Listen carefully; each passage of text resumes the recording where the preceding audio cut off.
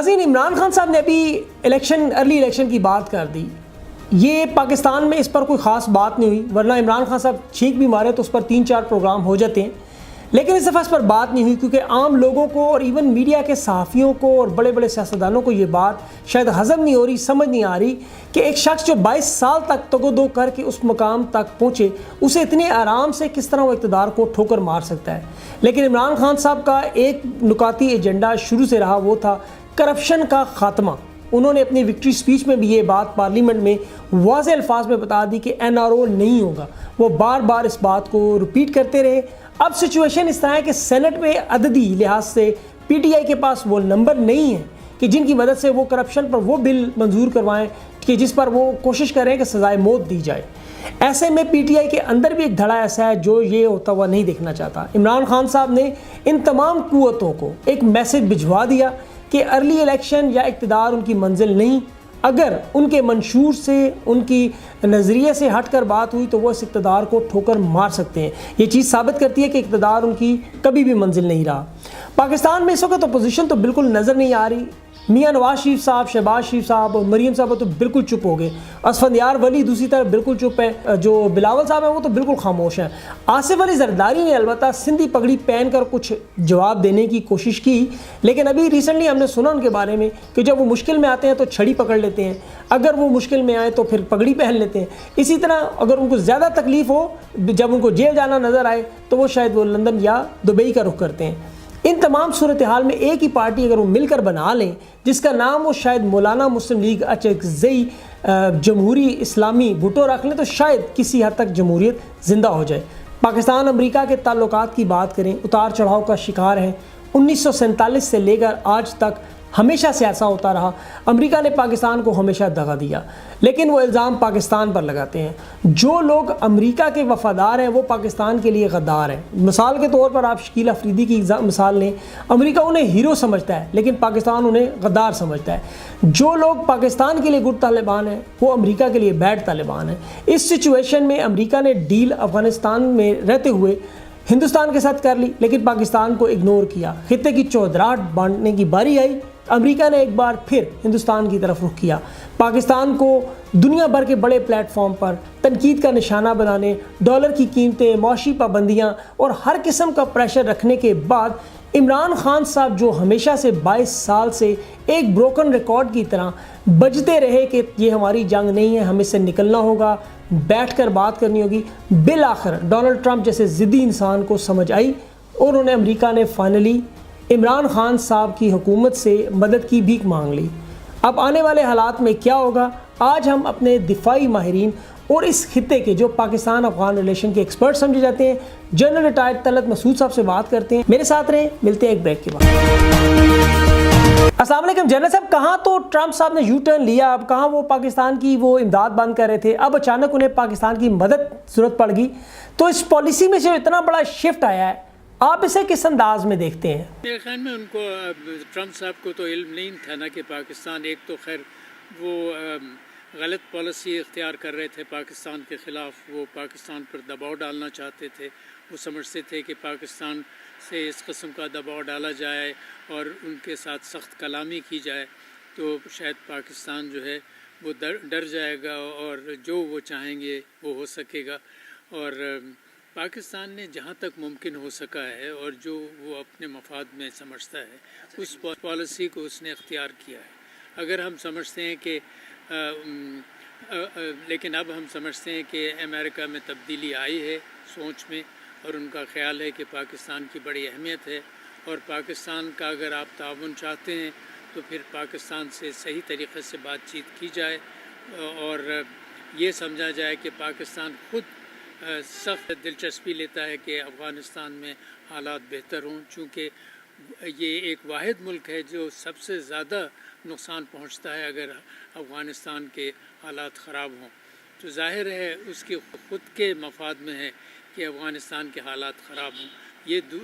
اور پاکستان ہمیشہ سے اس کی یہ کوشش رہی ہے کہ معاملات جو ہیں یہ سیاسی نوعیت کے ہیں اور طالبان اور پریزیڈنٹ غنی کی حکومت میں صرف بات چیت کے ذریعے اور امریکنز کے ساتھ بات چیت کے ذریعے ہی معاملات کو حل کیا جا سکتا ہے. پاکستان سے اب انہیں کس قسم کی امداد کی توقع ہے؟ جو کہتے ہیں پاکستان کی مدد چاہیے، تو کس قسم کی مدد انہیں چاہیے؟ پاکستان دیکھیے، پاکستان تو کوشش تو کر رہا ہے طالبان کی قیادت کو منوانے کی اور یہ کہنے کی کہ آپ اپنی سوچ میں اور لچک پیدا کریں اور کوشش کریں کہ کوئی حل نکل آئے تاکہ افغانستان کے حالات ٹھیک ہوں اور وہاں کے لوگ جو اس قدر مصیبت سے گزر رہے ہیں اور تکالیف اٹھا رہے ہیں، اور اس کے ساتھ ساتھ آپ نے دیکھا کہ اتنی زیادہ کیجولٹیز ہو رہی ہیں، یہ تمام بچنے کے لیے صرف ایک ہی راستہ ہے، وہ یہ کہ سیاسی طور سے معاملات کو حل کیا جائے، اور اگر سیاسی طور سے معاملات کو حل کرنا ہے تو بات چیت کا سلسلہ جو ہے طالبان کی قیادت میں اور امریکن گورنمنٹ میں شروع ہونی چاہیے، اور اس کے ساتھ ساتھ پریزیڈنٹ غنی کی حکومت کے ساتھ بھی طالبان کو بات چیت کرنے کی ضرورت ہے۔ اچھا جنرل صاحب، جو ہمارے بیڈ طالبان ہیں وہ امریکہ کے لیے گڈ طالبان ہیں، لیکن جو ان کے لیے گڈ طالبان ہیں وہ ہمارے لیے بیڈ طالبان ہیں، تو ان بیڈ طالبان یہ ہماری بات کیسے مانیں گے؟ ہم انہیں اپنی بات کس طرح منوا سکتے ہیں؟ دیکھیے، طالبان اس حد تک مان سکتی ہے کہ اگر وہ یہ سمجھیں کہ پاکستان ایک ایسا ملک ہے جو ان کے ساتھ ہمیشہ ایک لحاظ سے ہمدردانہ رویہ رکھا ہے۔ پاکستان کے تعلقات طالبان حکومت کے ساتھ بھی تھے۔ آپ کو یاد ہوگا کہ پاکستان ایک واحد ملک تھا جس نے پہلی طالبان کی حکومت کو مانا تھا، اور اس کے بعد پھر سعودی عربیہ اور UAE کو بھی ان کو بھی ایک طریقے سے ان پر زور دیا تھا کہ آپ بھی اس حکومت کو مانیں۔ تو پاکستان کے تو تعلقات ان کی قیادت سے ہیں کئی عرصے سے۔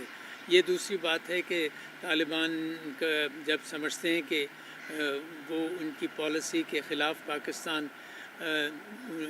کہہ رہا ہے یا ان کی جو کوشش ہے پاکستان کی وہ ان کے مفاد میں نہیں ہے، تو وہ پھر نہیں مانتے ہیں۔ لیکن اس صورتحال میں جب کہ نہ ان کو فتح ہو رہی ہے، ان کے بھی نقصانات ہو رہے ہیں۔ آپ نے سنا ہوگا کہ ان کی قیادت پر بھی ان پر امریکن راکٹس مارے گئے اور ایک دو کا انتقال ہوا۔ تو اس طریقے سے ان کے بھی نقصانات تو بہت ہو رہے ہیں، اور وہ بھی کوئی اس کے باوجود کہ ان کے پاس کافی علاقہ ہے افغانستان کا، لیکن اس کا مطلب یہ نہیں ہے کہ وہ بالکل قابض ہو گئے ہیں افغانستان پر۔